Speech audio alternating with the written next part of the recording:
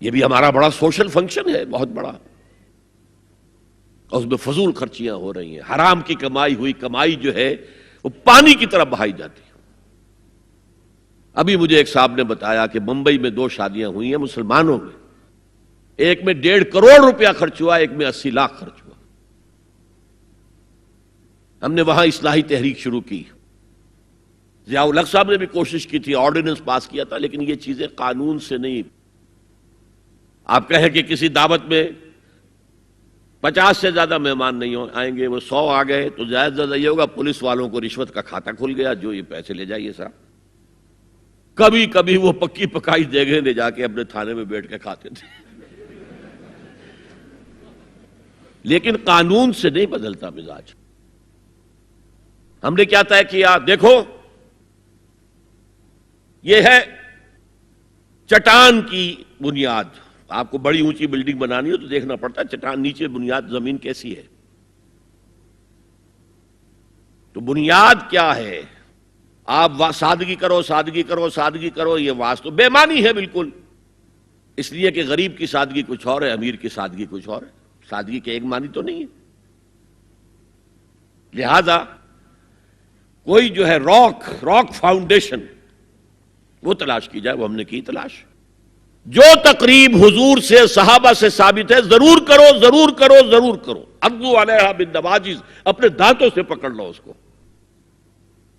اور جو تقریب ثابت نہیں حضور سے اور صحابہ سے، یقیناً یہ کہیں باہر سے آئی ہے، یا تو ہمارا خاندانی پس منظر جو ہے، اکثر تو ہندوؤں سے مسلمان ہوئے، وہ سادات ہوں، صدیقی ہوں، فاروقی ہوں، عثمانی ہوں، وہی ہیں نا جو باہر سے آئے تھے، باقی تو اکثریت یہیں سے، وہ اپنا ہندوانہ پس منظر لے کر آئے۔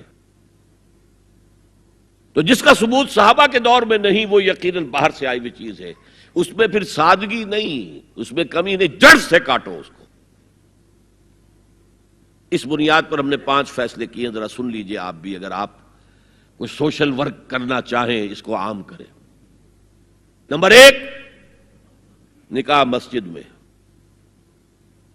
حدیث موجود ہے، ترمذی شریف کی روایت، اعلنوا ھذا النکاح واجعلوہ فی المساجد، نکاح کا اعلان عام کیا کرو، مسجدوں میں منعقد کیا کرو۔ میں حیران ہوتا ہوں کیوں نہیں علماء کرام نے اس کی طرف توجہ دلائی۔ حدیث ہے، ہاں میں مانتا ہوں ان کا کہنا یہ ہے کہ یہ یہاں جو امر ہے کہ مسجد میں منعقد کرو، یہ امر وجوب کے لیے نہیں ہے، استحباب کے لیے، مستحب ہے یہ کہ مسجد میں۔ تو بھائی مستحب کیوں چھوڑ رہے ہو تم؟ وہ اس لیے چھوڑنا پڑتا ہے، مولوی بیچارے کی حیثیت ہے ہی نہیں معاشرے میں کہ وہ کہے جناب یہاں آئیے میرے پاس، میں نہیں آؤں گا آپ کے گھر نکاح پڑھانے کے لیے۔ وہ اپنا رجسٹر بغل میں دبائے بیٹھا سوکھتا رہتا ہے۔ وہ تو آنی تھی بارات عصر کے وقت، مغرب بھی جا رہی ہے، آئی نہیں، وہ بیٹھا غریب۔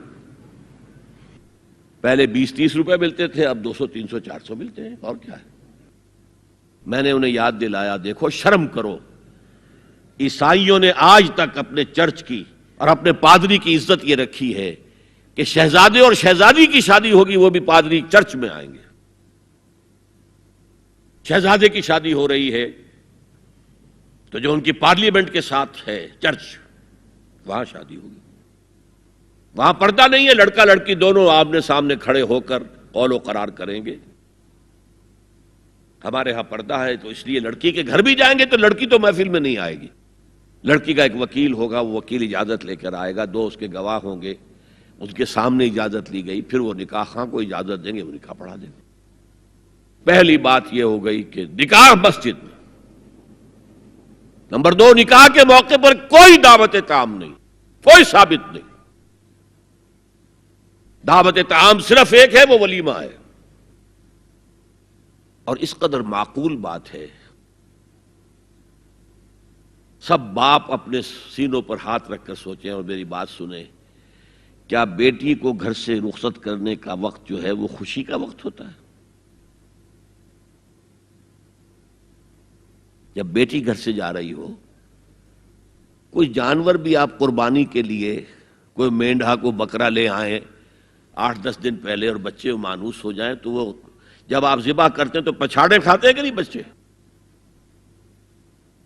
اور یہ لخت جگر ہے، نور چشم ہے، 18 20 22 برس گھر میں رہی ہے، وہ جا رہی ہے. خوشی نہیں ہے وہاں، صرف یہ ہوتا ہے اے سائی آف ریلیف کہ ایک ذمہ داری کا بوجھ تھا، اللہ نے آج پورا کرا دیا، اتروا دیا بوجھ. پھر بھی اندیشہ ہوتا ہے، پتہ نہیں مزاج ملے نہ ملے، نئے ماحول میں جا رہی ہے، وہاں جا کر ایڈجسٹ ہو یا نہ ہو، اندیشے پھر بھی ہوتے ہیں ذہن کے اندر. تو ان سے مرغ پلاؤ کھانا اور متنجن کھانا کوئی معقول بات نہیں ہے. معقول بات کیا ہے؟ لڑکا، اس کا گھر آباد ہوا ہے، وہ ولیمہ کرے، اس پر باقاعدہ احادیث اولبو ولو بشاتن، ولیمہ ضرور کرو چاہے ایک ہی بکری ہو تمہارے پاس، ذبح کرو، کاٹو، کھلاؤ گوشت اپنے دوستوں کو، احباب کو. یہاں تک کہا کہ بے طعام الولیمہ، برا کھانا ہے ولیمے کا کہ اس میں غریبوں کو نہیں بلایا جاتا. ظاہر بات ہے مسلی کھلانے کے لیے تو ولیمہ نہیں ہوتا، اپنے احباب کو، دوستوں کو بلایا جاتا ہے. پھر بھی میں تم سے کہتا ہوں کہ جسے ولیمے کے لیے بلایا جائے وہ اگر نہیں جائے گا تو اللہ اور اس کے رسول کے حکم کی نافرمانی کرے. تو جس رسول نے اتنی تفصیل سے حکم دیا ہو ایک دعوت کا، وہ دوسری دعوت میں بھی خیر ہوتا میں بیان کرتا. جب نکاح مسجد میں اور کوئی دعوت طعام نہیں تو بارات کا تصور، خلاص. بارات کس بلا کا نام ہے؟ قرآن میں تو کوئی ذکر ہی نہیں، عربی میں یہ لفظ ہی نہیں. اجتماع طرفین مسجد میں ہوا، نکاح ہوا. لڑکی کو، حضرت فاطمہ کو رضی اللہ تعالی عنہا، کچھ خواتین جا کر چھوڑ آئی تھی اس حجرے میں جو ایک انصاری صحابی نے حضرت علی کو دیا تھا. ان کا تو کوئی گھر بھی نہیں تھا. کوئی حضرت علی آئے ہوں اور آ کر وداع کرا کے لے کے گئے ہوں، کچھ بھی نہیں. چوتھی چیز، جہیز کا کوئی تصور اسلام میں نہیں. خالص ہندوانہ رسم، خالص ہندوانہ رسم، خالص ہندوانہ رسم. ہندوؤں میں کیوں ہے؟ وہ اس لیے ہے، معقول بات ہے کہ لڑکی کا وراثت میں کوئی حصہ ہے ہی نہیں. وہ تو جب گھر سے نکل رہی ہے کچھ دے دلا کے رخصت کر دو، دان دہیج، یہ خیرات ہے. لڑکی کا حق کوئی نہیں ہے گھر پر. اسلام میں تو لڑکی وارث ہے. والد فوت ہوں گے، وراثت تقسیم ہوگی. والدہ فوت ہوں گی، کوئی ان کی ہے ملکیت، وہ تقسیم ہوگی. شادی کے موقع پر کوئی جہیز اسلام میں نہیں، قطعاً نہیں. غلطی سے حضرت فاطمہ کے جہیز کو جہیز کہہ دیا گیا. وہ جہیز کیا تھا؟ ایک پیسہ بھی حضور کے اپنی جیب سے نہیں تھا. اس شادی میں خاص بات کیا تھی کہ دولہا کے ولی بھی حضور ہی ہے. اور کون ہے؟ علی کا کون تھا مدینے میں؟ اور دلہن کے والد بھی حضور ہیں. اب حضور پوچھتے ہیں حضرت علی سے، تمہارے پاس مہر دینے کے لیے کچھ ہے؟ عرض کیا میرے پاس تو کچھ نہیں. وہ فقراء صحابہ میں سے تھے. فرمایا مہر تو دینا ہے. تمہارے پاس ایک زرہ ہوتی تھی؟ جی ہاں زرہ تو ہے. انہوں نے یہ سمجھا زرہ تو جہاد کے لیے ہے، کوئی وہ دولت تو نہیں ہے. فرمایا جاؤ اسے بیچو یا گروی رکھ کے قرض لے کر آؤ. وہ گئے، حضرت عثمان نے خرید لی اور کچھ دنوں کے بعد واپس کر دی ہدیتاً. یہ زرہ میں ہدیہ آپ کو کر رہا ہوں. اس وقت اگر کہتے چھوڑو علی، کہاں تو لو میں پیسے دے دیتا ہوں تمہیں، تو ان کی طبیعت پر بار ہوتا. اس پیسے سے حضور نے کچھ پیسے گھر بھیجے اندر، دلہن کو ذرا تیار کر دو. اور کچھ پیسوں سے وہ ایک گدا جس میں کھجور کی کھال بھری ہوئی تھی، اور 2 تکیے جس میں کھجور کی کھال بھری ہوئی تھی، ایک مشکیزہ، کنویں سے پانی تو لانا ہی ہے نا، ایک چکی، جو ہو یا گیہوں ہو پیسنا تو ہے نا، کوئی 1-2 برتن اور. اللہ اللہ خیر صلی اللہ. یہ تھا جسے جہیز کہتے ہیں، جس میں ایک پیسہ بھی حضور کا شامل نہیں ہے. وہ حضرت فاطمہ کا مہر تھا جسے بنایا گیا. ورنہ مدینے ہی میں دوسری آپ کی صاحبزادی کا نکاح حضرت عثمان سے بھی ہوا. کہیں ذکر ہے جہیز کا؟ حضرت عثمان کا گھر بھرا ہوا، ہر چیزیں موجود، وہاں تو جہیز کا تذکرہ نہیں. بہرحال یہ شادی کو آسان کرو زنا کو مشکل بناؤ. یہاں شادی کے لیے 9 من تیل ہوگا تو رادھا ناچے گی، ورنہ یہ کہ بڑی ہو رہی ہے، عمر ہو رہی ہے، سب کچھ ہو رہا ہے، لیکن کچھ تقاضے تو ہے نا، آخر کچھ تو کرنا ہوتا ہے نا، آخر کچھ نہ کچھ لوگوں کو تو کھانا کھلانا ہی ہوتا ہے نا، بارات تو آخر آئے گی ہی نا، کچھ نہ کچھ تو دینا ہی ہوگا، کچھ جوڑے کپڑے، کچھ یہ. اسلام کا فلسفہ جو میں نے 4-5 باتیں آپ کو بتا، فلسفہ یہ ہے کہ لڑکی کے باپ پر 1 پیسے کا بوجھ نہیں.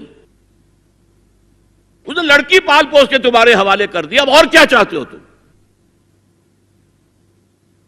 سارا مرد آزماں مرد آفرین، مرد کو چیلنج دیا ہے، تم مرد ہو، مہر تم دو گے. اور سب سے بڑھ کر کیا ہو رہا ہے آج کل بھی ہوتا ہے، وہ ہمارے ایک کچھ کام ہوتے ہیں اسلامی، وہ بھی ہے کچھ وہی ہندوانہ پس منظر.